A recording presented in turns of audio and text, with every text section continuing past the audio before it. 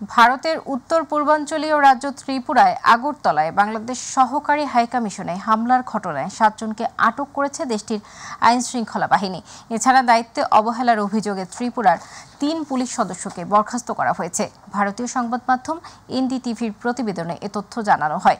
ত্রিপুরার মুখ্যমন্ত্রী মানিক সাহা এই ঘটনার নিন্দা জানিয়েছেন। এদিকে বাংলাদেশের সহকারী হাইকমিশনে হামলা ও ভাঙচুরের ঘটনায় দুঃখ প্রকাশ করেছে নয়াদিল্লি। আতিকুর রহমান তিতাসের রিপোর্ট।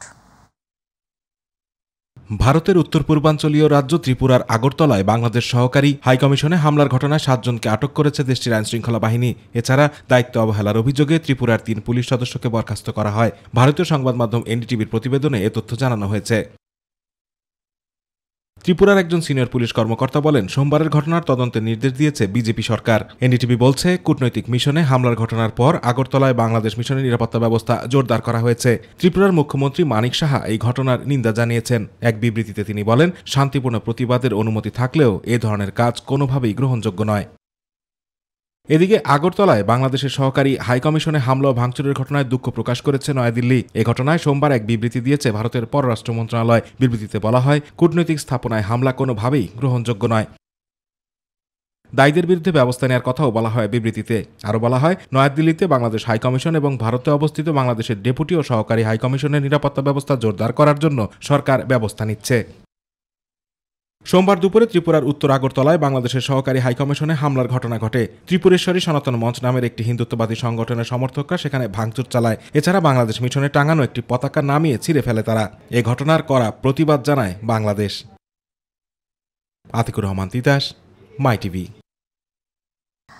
ভারতের আগরতলায় বাংলাদেশ হাইকমিশন এবং সীমান্তের কয়েকটি স্থানে ভারতীয় উগ্রবাদী জঙ্গি গোষ্ঠীর হামলার প্রতিবাদে নয়াপল্টনে বিএনপি ও অঙ্গ সংগঠনের বিক্ষোভ অনুষ্ঠিত হয়েছে। দুপুর ১:৩০টার দিকে বিএনপির সিনিয়র যুগ্ম মহাসচিব অ্যাডভোকেট রুহুল কবির রিজভীর নেতৃত্বে বিপুল সংখ্যক নেতাকর্মী এতে অংশ নেয়। এর আগে নয়াপল্টনে সংবাদ সম্মেলনে বিএনপির সিনিয়র যুগ্ম মহাসচিব রুহুল কবির রিজভী বলেন, বাংলাদেশকে নিয়ে মিথ্যাচার করাই ভারতের রেওয়াজ। তিনি বলেন, বাংলাদেশের সাম্প্রদায়িক সম্প্রীতির বন্ধন নষ্ট করার জন্য ভারতীয় গণমাধ্যমগুলো মিথ্যাচার করছে।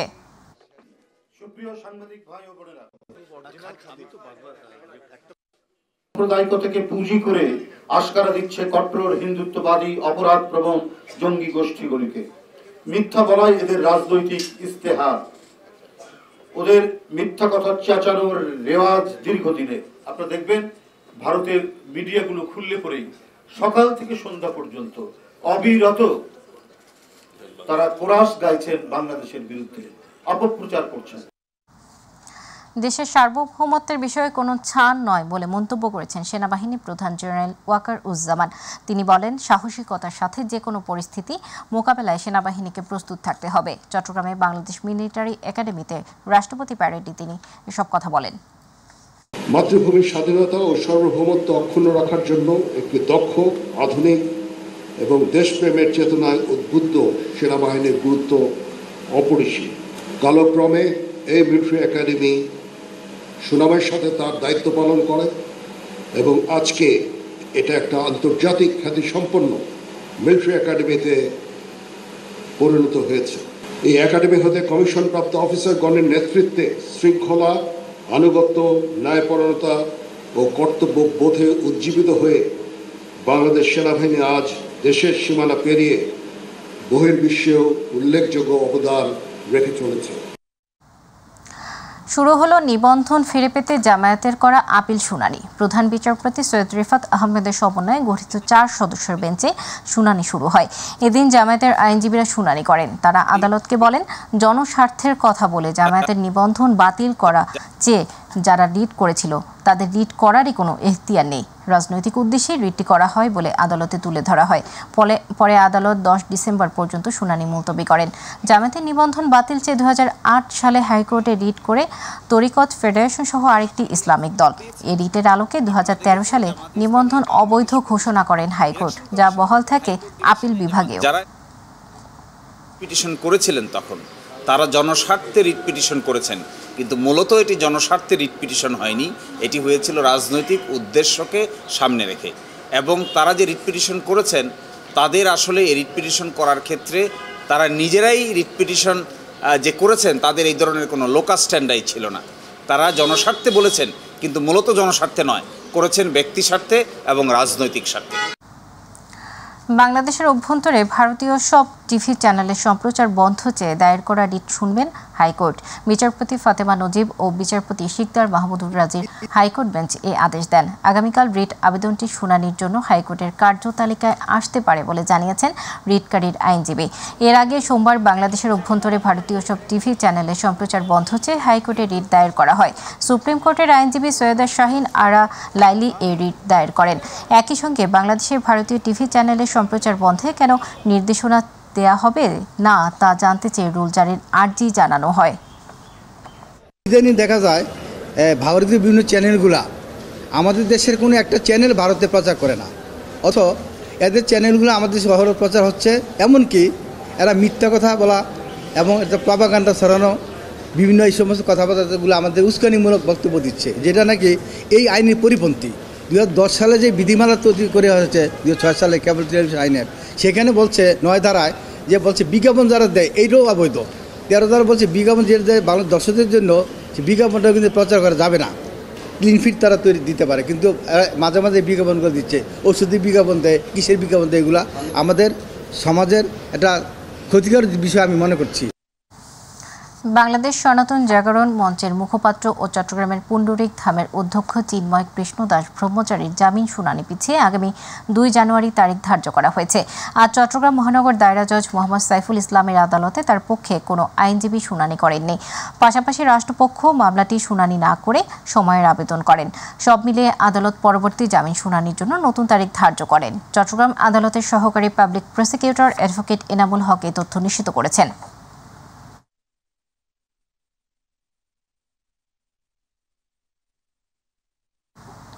2023 সালে সার্বিকভাবে দুর্নীতির শিকার 70.9% খানা এবং ঘুষের শিকার 50.8% খানা।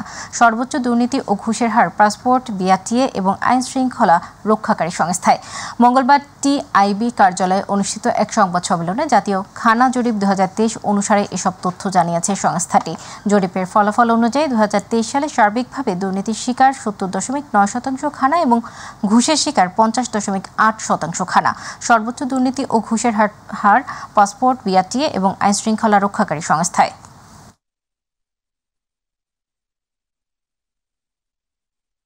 দুর্নীতির আরো চিত্র আছে, আরো ইন্ডিকেটরস বা পরিমাপক আছে, সেগুলোকে বিবেচনায় নিয়ে গবেষণাটি করা হয়। গত 15 বছর ফ্যাসিস্ট সরকার নিজে টিকে থাকতে পুলিশ বাহিনীকে জনগণের সামনে শত্রু হিসেবে দাঁড় করিয়ে রেখেছে বলে মন্তব্য করেছেন পুলিশ কমিশনার শেখ মো সাজ্জাদ আলী। সকালে মোহাম্মদপুর পুলিশ ছাত্র জনতা এবং মোহাম্মদপুর থানা এলাকার সম্মানিত নাগরিকবৃন্দের মত বিনিময় সভায় কথা জানান তিনি। ফুটপাত থেকে শুরু করে সকল ক্ষেত্রে চাঁদাবাজি বন্ধ করতে পুলিশের পাশাপাশি জনগণকে এগিয়ে আসার আহ্বান জানান তিনি। বলেন, স্বাধীন দেশে মিটিং মিছিল করার অধিকার জনগণের রয়েছে, তবে জনভোগান্তি যেন না হয় সেদিকে নজর রাখতে হবে। গণ অভ্যুত্থানে যারা শহীদ এবং আহত হয়েছেন তাদের প্রতি ন্যায় বিচারের লক্ষ্যে দ্রুত সময়ের মধ্যে দোষীদের বিচারের কাজ করা হচ্ছে বলেও জানান ডিএমপি কমিশনার। আপনারা সবাই মিলে আমাকে সহযোগিতা করেন এবং আমি আপনাদেরকে সহযোগিতা করি। সবাই মিলে ভালো থাকি। ঠিক আছে, আমাদের দারিদ্রতা আছে, নানা জটিলতা আছে, আমাদের তো সমস্যার সমাধান ওভারনাইট কালকে হয়ে যাবে না, কোনো গভর্নমেন্টই পারবে না। আপনি যে গভর্নমেন্টই আনেন না কেন, সম্ভব না।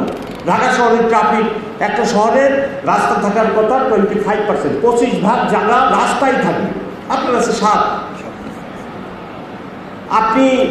আপনি তো আপনাকে রাতারাতি তো সবাইকে বরাদ্দ করে দিলেও গাড়ি ব্যবহার করতে পারবেন না।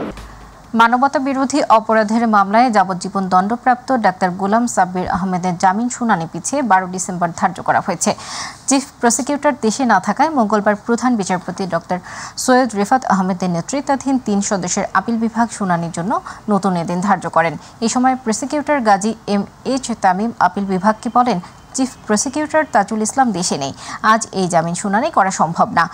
আদালত কবে শুনানি সম্ভব জিজ্ঞাসা করায় প্রসিকিউশন বলে আগামী সপ্তাহে। পরে এদিন ধার্য করা হয়। 2023 সালের 20 ফেব্রুয়ারি গোলাম সাব্বির সহ 5 জনকে যাবজ্জীবন কারাদণ্ড দিয়েছিলেন আন্তর্জাতিক অপরাধ ট্রাইব্যুনাল। এরপর কারাবন্দী আসামিরা আইন অনুসারে 1 মাসের মধ্যে আপিল করেন। খানাখন্দ ও গর্তের সৃষ্টি হয়ে বেহাল দশায় পরিণত হয়েছে ফেনীর মহিপাল বাস টার্মিনাল। বিগত 10 বছর ধরে এমন অবস্থায় থাকা টার্মিনালটি বর্তমানে ব্যবহার হচ্ছে ময়লা আবর্জনার ভাগাড় হিসেবে। টার্মিনালে গাড়ি রাখার জায়গা না হওয়ায় গাড়িগুলো মহাসড়কের পাশে দাঁড়িয়ে সৃষ্টি করছে যানজট। প্রতিনিধি আমিন চৌধুরীর রিপোর্ট জানাচ্ছেন ইলিয়াস কমল।